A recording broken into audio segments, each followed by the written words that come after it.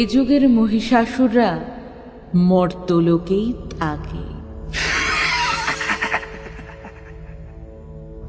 Shirt pant পরে, বাসে ওঠে, ট্রেনে চড়ে অফিস যায়, মানুষের ভিড়ের মধ্যে হেঁটে বেড়ায় মানুষেরই ছদ্মবেশে।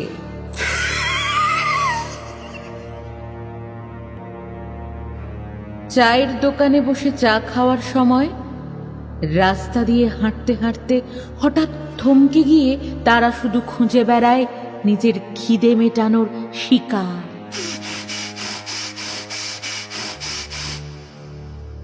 এ যুগের মহিষাসুররা আয়নায় নিজের মুখোমুখি হওয়ার ভয় পায় না।